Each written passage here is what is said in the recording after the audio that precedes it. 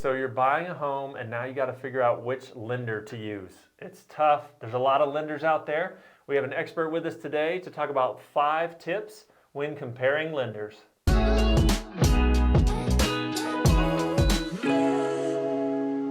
Hey, Joe Phillips here with Focus Real Estate, Central Park Scoop, and I have Peyton Fullerton with Fairway Mortgage with me today. Like I said, the mortgage expert. And Peyton, one of our go-to lenders, just agreed to come in and share 5 tips for people when they're comparing lenders. I feel like it's really can be confusing for buyers when they're trying to decide which way to go. So hopefully after we share these 5 tips, you'll have a better sense of how to compare, how to get in the right mortgage. So Peyton, let's start with kind of one of the shorter, easier ones. So number 1, compare lenders on the same day. Why is that important? So it's super important simply because mortgage rates change on a daily basis, and if you're comparing 2 lenders on different days, then you may be missing the boat on what one other lender would have been able to offer on the same day, just based on the change in rates that could have occurred in the meantime. Makes sense. So if the first lender just happened to give you a quote and the rates were really low, and then they went up the next day, the second guy's going to look more expensive. That one's pretty clear. That makes sense.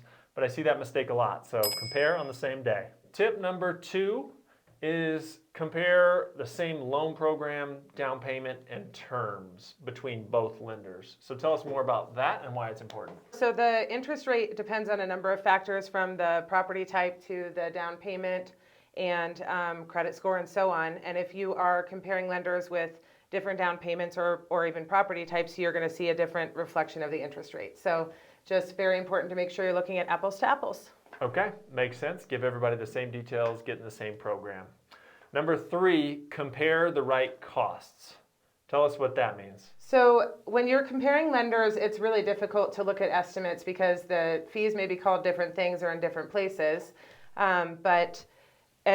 And so because of that, most lenders will look at the interest rate, and sometimes if they go past that, they'll just look at the total of the closing costs. Unfortunately, that's a mistake because the closing costs will include certain fees that will be the same in the end regardless of the lender. So things like title fees and taxes and insurance are out of the control of the lender. And for that reason, they should not be compared when you're looking at 2 different lenders. It should really be lender fees like origination points, discount points, or processing, underwriting, etc. That makes a lot of sense, and that one's a really big one. I think I've seen that happen with my buyers before. They got 2 lender quotes. They just went down to the total costs on each, and they wanted to go with the least expensive one, but that lender had assumed a tax rate that wasn't appropriate for a Central Park home. So it made their costs look way lower, but when they got to the closing table, the taxes are what they are. The insurance is what it is. Absolutely. And so they actually were going to go the wrong way. So another little quick point on that is you can ask your real estate agent too. This is not what we do 100% of the time, get into the financing, but we're happy to take a look if you want to send us both those quotes and just get another opinion on it. That's the lender. Number 4, and I'm going to tackle this one. You want a reputable local lender. And the reason I'm tackling this item is because as the listing agent on a lot of homes, part of our job is to get the offers from buyers and look at each offer and try to help the seller make the best decision as to which one to take. And a lot of times the financing and the lender is a factor in that decision. So if I look at a handful of offers and there's a bunch of big online, lenders or banks that we're not familiar with, and then there's Peyton or one of our other kind of local known lenders that we work with, that is a factor. We're going to want to go with that lender because we know that we've had great experiences with that lender. They're going to be easy to work with throughout the process. They're going to get closed on time. And if there is a problem on the file, they're going to raise their hand and let us know, hey, we need to work through something. A lot of times with the big unknown lender, there might be an underlying problem and you don't hear about it till the very end, which is very frustrating. So it's important that you work with a lender that people are going to know when you submit your offers.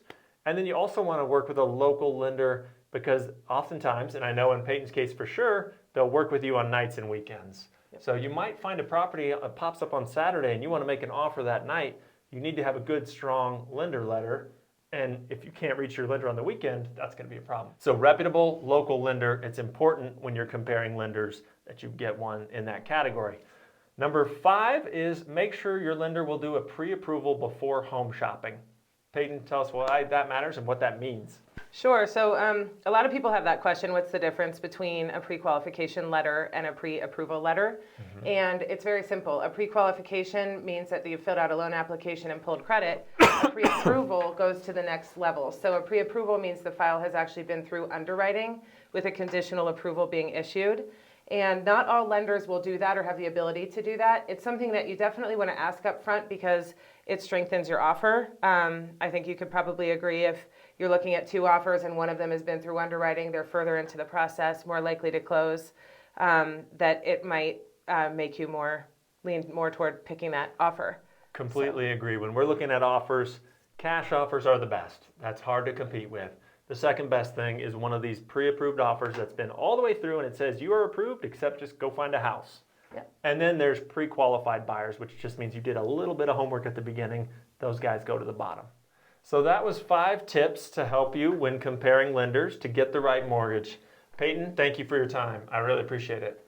Thank you for your time. It was a pleasure to be here. And if you have any other questions, please feel free to reach out. My contact information is below.